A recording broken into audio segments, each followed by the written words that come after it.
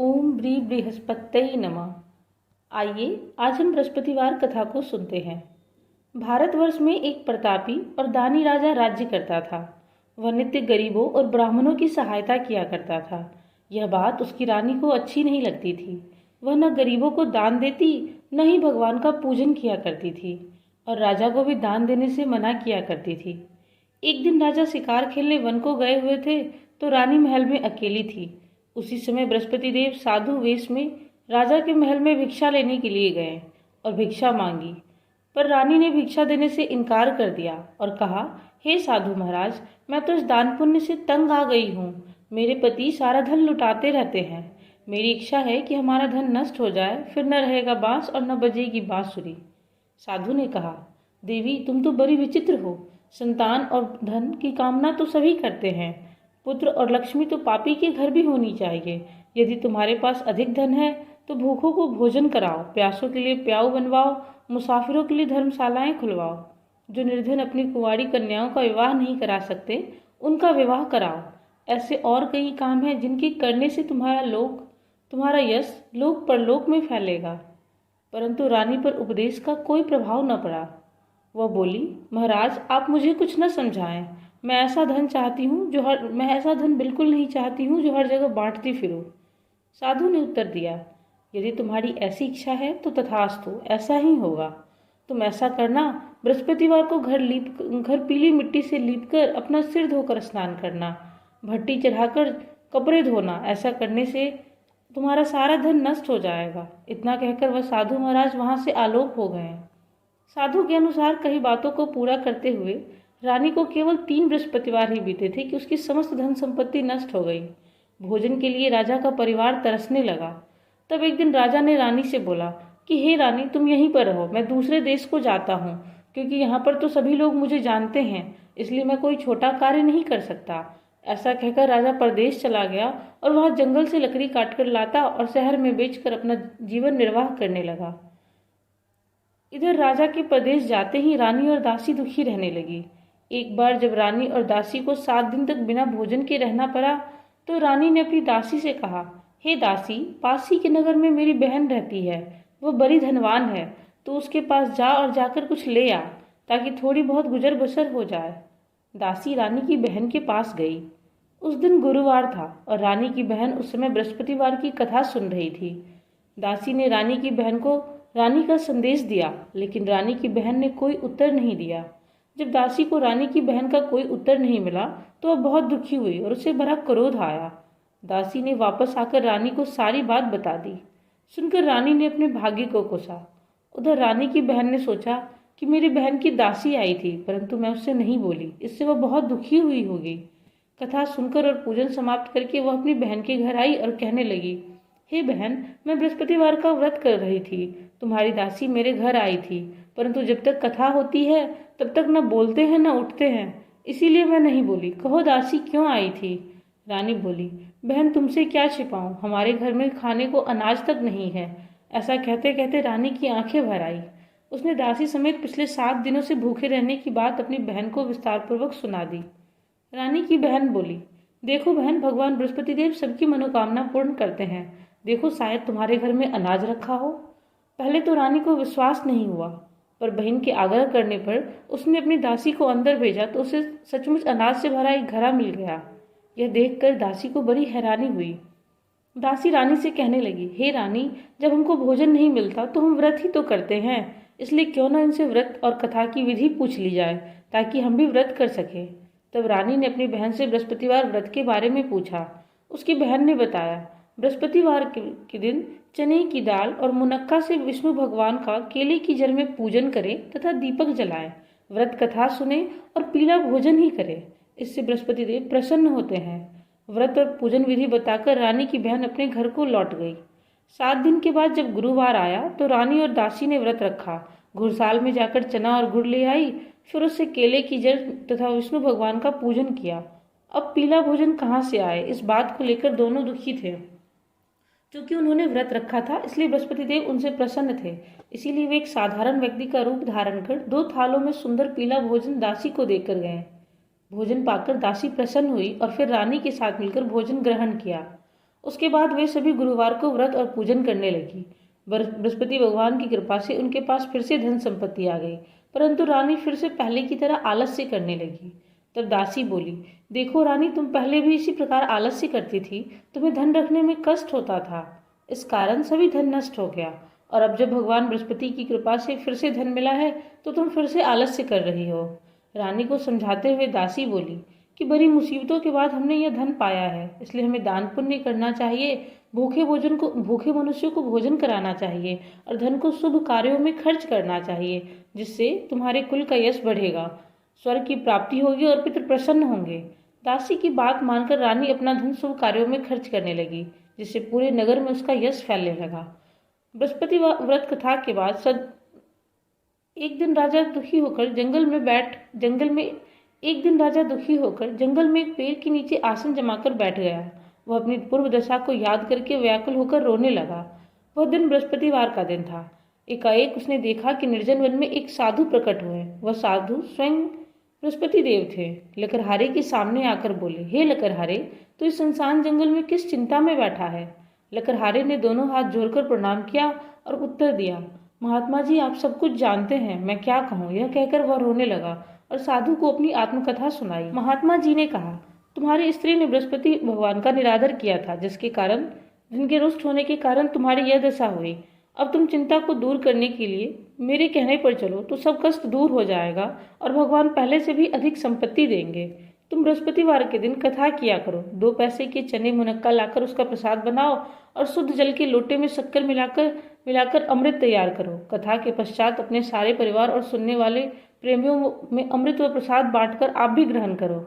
ऐसा करने से भगवान तुम्हारी सभी मनोकामनाएं पूर्ण करेंगे। साधु के ऐसे वचन सुनकर लकड़हारा बोला, हे प्रभु, मुझे लकड़ी बेचकर इतना पैसा नहीं मिलता जिससे अपने भोजन के उपरांत कुछ बचा सकूं। मैंने रात्रि में अपनी स्त्री को व्याकुल देखा है। मेरे पास कुछ भी नहीं है जिससे मैं उसकी खबर मंगा सकूं। साधु ने कहा, हे लकड़हारे, तुम किसी बात की चिंता मत करो। बृहस्पतिवार के दिन तुम रोजाना की तरह तुम लकड़ियां बेचने शहर को जाना। तुम्हें रोज से दुगुना धन प्राप्त होगा, जिससे तुम भली भांति भोजन कर लोगे तथा बृहस्पति देव की पूजा का सामान भी आ जाएगा। इतना कहकर साधु अंतर ध्यान हो गए। धीरे धीरे समय व्यतीत होने पर फिर वही बृहस्पतिवार का दिन आया। लकड़हारा जंगल से लकड़ी काटकर किसी शहर में बेचने गया। उसे उस दिन और दिन से अधिक पैसा मिला। राजा ने चना गुड़ आदि लाकर गुरुवार का व्रत किया। उस दिन से उसके सभी क्लेश दूर हुए, परंतु जब दोबारा गुरुवार का दिन आया तो बृहस्पतिवार का व्रत करना भूल गया। इस कारण बृहस्पति भगवान नाराज हो गए। उस दिन नगर के राजा ने विशाल यज्ञ का आयोजन किया तथा शहर में यह घोषणा करवा दी कि कोई भी मनुष्य अपने घर में भोजन न बनावे, न आग जलावे, समस्त जनता मेरे यहाँ भोजन करने आवे। इस आज्ञा को जो न मानेगा उसे फांसी की सजा दी जाएगी। इस तरह की घोषणा संपूर्ण नगर में करवा दी गई। राजा की आज्ञा अनुसार शहर के सभी लोग भोजन करने गए, लेकिन लकड़हारा कुछ देर से पहुंचा, इसलिए राजा उसे अपने साथ घर ले गए और ले जाकर भोजन करा रहे थे तो रानी की दृष्टि उस खूंटी पर पड़ी जिस पर उसका हार लटका हुआ था। वह वहां पर दिखाई नहीं दिया। रानी ने निश्चय किया कि मेरा हार इस मनुष्य ने चुरा लिया है। उसी समय सिपाहियों को बुलवाकर उसे कारागार में डलवा दिया। जब लकड़हारा कारागार में पड़ गया और तो दुखी होकर विचार करने लगा कि न जाने पूर्व जन्म में कौन से कर्म किए थे मैंने जो यह दुख प्राप्त हुआ है, और उसी साधु को याद करने लगा जो जंगल में मिला था। उसी समय तत्काल बृहस्पति देव साधु के रूप में प्रकट हुए और उसकी दशा देखकर कहने लगे, अरे मूर्ख, तूने बृहस्पति देव की कथा नहीं की, इस कारण तुझे दुख प्राप्त हुआ है। अब चिंता मत कर, बृहस्पतिवार के दिन कारागार के दरवाजे पर 4 पैसे पड़े मिलेंगे, उनसे तू बृहस्पति देव की पूजन करना, तेरे सभी कष्ट दूर हो जाएंगे। बृहस्पतिवार के दिन उसे 4 पैसे मिले। लकड़हारे ने कथा कही। उसी रात्रि को बृहस्पति देव ने उस नगर के राजा के स्वप्न में कहा, हे राजा, तूने जिस आदमी को कारागार में बंद कर दिया है वह निर्दोष है, वह राजा है, उसे छोड़ देना। रानी का हार उसी खुटी पर लटका पड़ा है। अगर तू ऐसा नहीं करेगा तो मैं तेरे राज्य को नष्ट कर दूंगा। इस तरह रात्रि के स्वप्न को देखकर राजा प्रातःकाल उठा और खूंटी पर टंगा हार देखकर लकड़हारे को बुलाकर क्षमा मांगी तथा लकड़हारे को योग्य सुंदर वस्त्र आभूषण आदि देकर विदा कर दिया। बृहस्पति देव की आज्ञा अनुसार लकड़हारा अपने नगर को चल पड़ा। राजा जब अपने नगर के निकट पहुंचा तो उसे बड़ा आश्चर्य हुआ। नगर में पहले से अधिक बाग, तालाब, कुएं तथा बहुत सी धर्मशालाएं, मंदिर आदि बन गई थी। राजा ने पूछा, यह किसका बाग और धर्मशाला है? तब नगर के सब लोग कहने लगे, यह सब रानी और बांदी के हैं। तो राजा को आश्चर्य हुआ और गुस्सा भी आया। जब रानी ने यह खबर सुनी कि राजा आ रहे हैं तो उन्होंने बांदी से कहा, हे दासी, देख राजा हमको कितनी बुरी हालत में छोड़ गए थे। हमारी ऐसी हालत देखकर वह लौट न जाए, इसलिए तू दरवाजे पर खड़ी हो जा। आज्ञा अनुसार दासी दरवाजे पर खड़ी हो गई। राजा आए तो उन्हें अपने साथ लिवा लाई। तब राजा ने क्रोध करके अपनी रानी से पूछा कि यह धन तुम्हें कैसे प्राप्त हुआ है। तब उन्होंने कहा, हमें यह सब धन बृहस्पति देव के व्रत के प्रभाव से प्राप्त हुआ है। राजा ने निश्चय किया कि 7 रोज बाद तो सभी बृहस्पति देव का पूजन करते हैं, परंतु मैं प्रतिदिन दिन में 3 बार कहानी तथा रोज व्रत किया करूंगा। अब हर समय राजा के दुपट्टे में चने की दाल बंधी रहती तथा वह दिन में 3 बार कहानी कहता। एक रोज राजा ने विचार किया कि चलो अपनी बहन के यहाँ हो आवे। इस तरह निश्चय कर राजा घोड़े पर सवार हो अपनी बहन के यहाँ चलने लगा। मार्ग में उसने देखा कि कुछ आदमी मुर्दे को लिए जा रहे हैं। उन्हें रोककर राजा कहने लगा, अरे भाइयों, मेरी बृहस्पतिवार की कथा सुन लो। वे बोले, लो, हमारा आदमी मर गया है और इसको अपनी कथा की पड़ी है। परंतु कुछ आदमी बोले, अच्छा कहो, हम तुम्हारी कथा भी सुनेंगे। राजा ने दाल निकाली और जब कथा आधी हुई कि मुर्दा हिलने लगा और जब कथा समाप्त हो गई तो राम राम करके वह मनुष्य खड़ा हो गया। आगे मार्ग में उसे एक किसान खेत में हल जोतता मिला। राजा ने उसे देखा और उससे बोला, अरे भैया, तुम मेरी बृहस्पतिवार की कथा सुन लो। किसान बोला, जब तक मैं तेरी कथा सुनूंगा तब तक 4 हरैया जोत लूंगा। जा अपनी कथा किसी और को सुनाना। इस तरह राजा आगे चलने लगा। राजा के हटते ही बैल पछाड़ खाकर गिर गए और किसान के पेट में बड़ी जोर का दर्द होने लगा। उस समय उसकी माँ रोटी लेकर आई। उसने जब यह देखा तो अपने पुत्र से सब हाल पूछा और बेटे ने सभी हाल कह दिया। तो बुढ़िया दौड़ी दौड़ी उस घुड़सवार के पास गई और उससे बोली, मैं तेरी कथा सुनूंगी, तुम अपनी कथा मेरे खेत पर चलकर ही कहना। राजा ने बुढ़िया के खेत पर जाकर कथा कही, जिसके सुनते ही वह बैल उठ खड़े हुए तथा किसान के पेट का दर्द भी बंद हो गया। राजा अपनी बहन के घर पहुंचा। बहन ने भाई की खूब मेहमानी की। दूसरे रोज प्रातःकाल राजा जगा तो वह देखने लगा कि सब लोग भोजन कर रहे हैं। राजा ने अपनी बहन से कहा, कोई ऐसा मनुष्य नहीं है जिसने भोजन नहीं किया हो, मेरी बृहस्पतिवार की कथा सुन ले। बहन बोली, हे भैया, ये देश ही ऐसा है, पहले यहाँ लोग भोजन करते हैं, बाद में अन्य काम करते हैं। अगर कोई पड़ोस में हो तो देख आऊं। वह ऐसा कहकर देखने चली गई, परंतु उसे ऐसा कोई व्यक्ति नहीं मिला जिसने भोजन न किया हो। अतः वह एक कुम्हार के घर गई जिसका लड़का बीमार था। उसे मालूम हुआ कि उसके यहाँ 3 रोज से किसी ने भोजन नहीं किया है। रानी ने अपने भाई की कथा सुनने के लिए कहा, कुम्हार से कहा, तो वह तैयार हो गया। राजा ने जाकर बृहस्पतिवार की कथा कही, जिसको सुनकर उसका लड़का ठीक हो गया। अब तो राजा की प्रशंसा होने लगी। एक रोज राजा ने अपनी बहन से कहा, हे बहन, अब हम अपने घर को जाएंगे, तुम भी तैयार हो जाओ। राजा की बहन ने अपनी सास से कहा। सास ने कहा, हाँ चली जा, परंतु अपने लड़कों को मत ले जाना, क्योंकि तेरे भाई की कोई औलाद नहीं है। बहन ने अपने भाई से कहा, हे भैया, मैं तो चलूंगी पर कोई बालक नहीं जाएगा। राजा बोला, जब कोई बालक नहीं चलेगा तो तुम ही क्या करोगी। बड़े दुखी मन से राजा अपने नगर को लौट आया। राजा ने अपनी रानी से कहा, हम निर्वंशी हैं, हमारा मुंह देखने में किसी का धर्म नहीं है और कुछ भोजन आदि नहीं किया।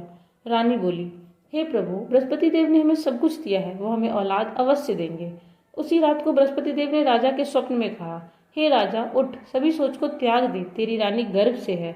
राजा यह बात सुनकर बहुत खुश हुआ। 9वें महीने में उसके गर्भ से एक सुंदर पुत्र पैदा हुआ। तब राजा बोला, हे रानी, स्त्री बिना भोजन के रह सकती है पर बिना कहे नहीं रह सकती। जब मेरी बहन आवे तो तुम उससे कुछ मत कहना। रानी ने सुनकर हाँ कर दिया। जब राजा की बहन ने यह शुभ समाचार सुना तो वह बहुत खुश हुई तथा बधाई लेकर अपने भाई के यहाँ आई। तब रानी ने कहा, घोड़ा चढ़कर तो नहीं आई, गधा चढ़कर आई। राजा की बहन बोली, भाभी, मैं इस प्रकार न कहती तो तुम्हें औलाद कैसे मिलती। बृहस्पति देव ऐसे ही हैं, जैसी जिसके मन में कामनाएं हैं सभी को पूर्ण करते हैं। जो सद्भावना पूर्वक बृहस्पतिवार का व्रत करता है एवं कथा पढ़ता एवं सुनता है, दूसरों को सुनाता है, बृहस्पति देव उसकी सभी मनोकामनाएं पूर्ण करते हैं। बोलिए बृहस्पति देव की जय।